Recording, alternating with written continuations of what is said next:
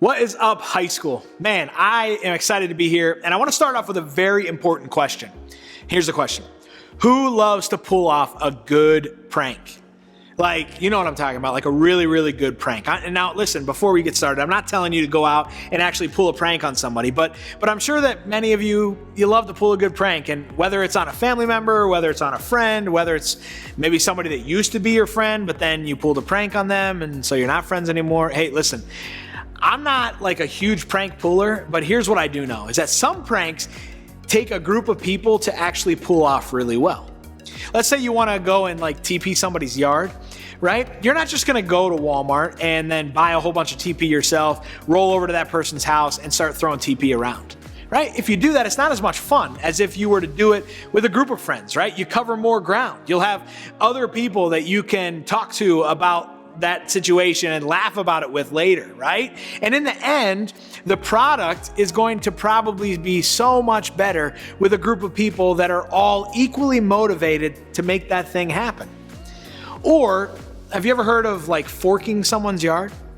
It's way more fun and not as time consuming when you do it with a group of people, right? Because nobody wants to put a whole bunch of forks in somebody else's yard all by themselves. So hear me though before I get in trouble and you turn this off and you go buy a whole bunch of TP because you think I'm telling you to do that. I'm not saying that you should go TP or fork someone's yard. I'm not saying that. But here's what I wanted to do. I wanted to use that to help kind of to drive home a point that the more people that you have, the more likely you are to actually make a bigger impact.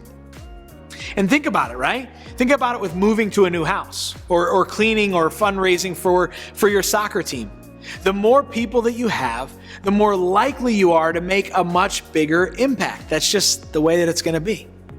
And all throughout this series, we have actually been talking about the power that shows up when you are unified. We've been talking about the power that there is in being and working together, right? We said that together we're better. We said that together we're braver. And so tonight we're actually going to talk about how together we have a bigger impact. And I think we all know what impact is, but let me just share with you is that impact is when two forces collide. If two cars collide, it makes an impact on your bumper, on your parents' mood, on your car insurance, right? Here's the thing. Impact, right? The good kind is why we created 3D. We want you to impact your high school, the people that you care about, your community, your world. But you know what happens a lot of times? Is that often it doesn't actually happen at church. It's not often that you find a church or a student ministry that says, we are making a massive impact. We don't really need to work on that anymore. No. As followers of Jesus, we are called to make an impact on the people that are around us. But it just doesn't always happen. And why is that? Why is that the case? I think that one of the main reasons is that when we show up at church or when we show up to 3D, we show up to impact ourselves, not to impact others. Let me say that again for the people in the back, right? When we show up at church or to 3D, we show up to impact ourselves and not to impact others. We want and really actually expect somebody else to pick the songs that we like, to speak the messages that we want or need to hear, to play the games that we want to play, to go to the camps or to do the events that we want to do. It's a little bit like Yelp, right? You look on Yelp to find the best places to eat, right? Do all kinds of searching. Oh, they're rude there, or oh, their service is slow, or their milkshakes taste like soap, whatever it may be. We kind of take that Yelp approach to church or to 3D. You know what I'm saying, right? Games, it's not my thing. I think it's kind of stupid. Songs, he was a little pitchy, so I'll give it like a 6 out of 10. Sermon, not bad, but I didn't totally love what they were talking about. Or small group, love it, highly recommend it. What we end up doing is we just use church as a place where we get, not a place where we give. And let me stop for a second if you think I'm just coming at you, right? I'm not. Because we all do this, adults as well as students. We live in a world where we review everything, and so we end up taking that approach into church. But the problem, though, is that when you think of church that way, you'll almost always be disappointed. Because that's not the purpose of what we do at 3D. We're not just here for the students who attend and enjoy what we do, although we get really glad that when you enjoy it, but we're here for another reason. We're here to make an impact on the people in our community, the people that you go to school with, the people that you care about the most. I did a little research and actually found that there are about 27,000 middle school and high school students in Lackawanna and Luzerne counties. Side note, we don't have 27,000 students that come to 3D. And yes, I know some students go to other churches, but there are thousands of students that don't know Jesus. And I get it. You might be thinking right away, there is no way that we could have an impact on that many people. There's not that many of us. We're just a small number in comparison to the thousands that are out there. So how could we actually make an impact? Get this. That's exactly how the church, not Parker Hill Church, but like the entire Christian movement, that's how it started. A group of people in a small room that didn't think that they could make a difference. For the past few weeks, we've been talking about this small group of people, and we've been looking in the book of Acts. Quick review for you is that this small group, they had followed Jesus for 3 years. They spent time with him. They listened to him teach. They watched him heal people. They thought he would overthrow the Roman government and establish a new empire where Jewish people would be in charge.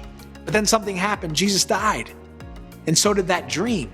They thought that it was over, right? He was the leader and now he was dead. And so how is it now it's up to them? And it was for them, it was like, it's game over. But then they encountered a resurrected Jesus. He was alive. And I'm sure they were thinking, okay, now we're back on track. Jesus is he's going to take this message and he's going to take it to the masses. But Jesus says, nope, it's not me. It's actually you. You got this. My spirit is with you, but you get to be the ones to take the message. And then Jesus left. And he left behind a bunch of ordinary people that had watched Jesus for years. When you go through the book of Acts, you don't just see famous people like Peter and Paul. You see actual ordinary people who came together for a greater impact.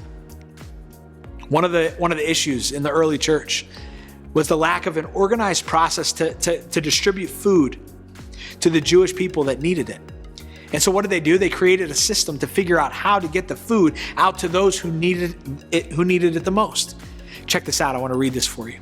It says, but as the believers rapidly multiplied, there were rumblings of discontent.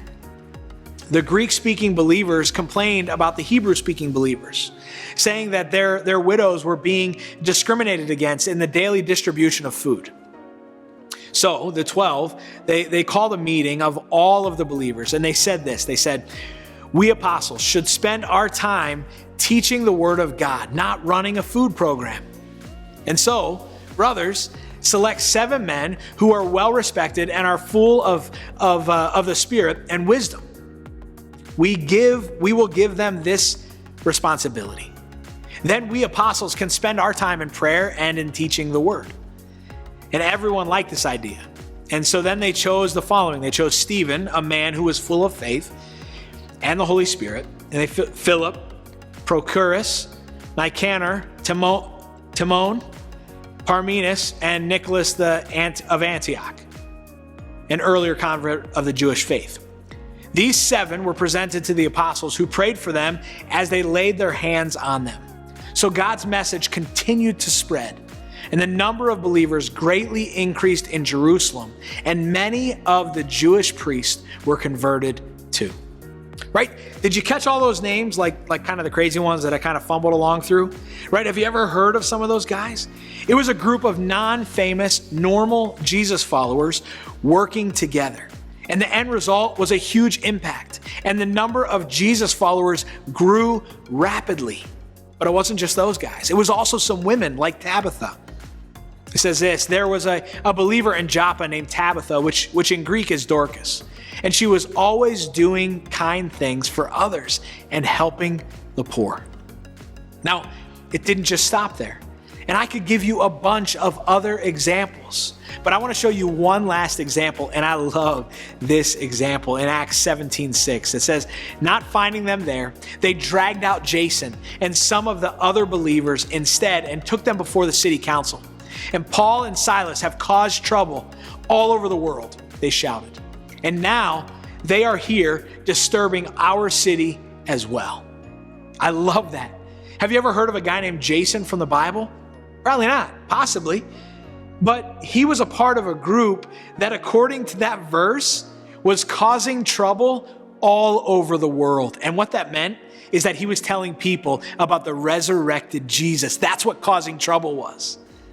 All of these people, right, did it as a group working together. Men, women, educated people, uneducated people, famous teachers, and no-name workers. They all came and they made a collision-like influence on their world. And we're still talking about them today. So as we wrap up, I want to ask you a question. If you decided to show up to 3D to make an impact, not just to be impacted, what would you do? And maybe you'll set out to do something on your own, and that's awesome. And it will definitely make an impact on the world around you, but it will only be a fraction of the impact that you could have working alongside of a group of people working together towards that same goal. And so let me ask it this way. If you said, yeah, you know what? I believe that together we can have a bigger impact, and I'm gonna be one of the pieces that contributes to that impact, what would you bring to the table? What is it that you would choose to contribute? As you head to your small groups, I want you to decide one thing that you can do together as a small group that could make an impact. What's that one thing?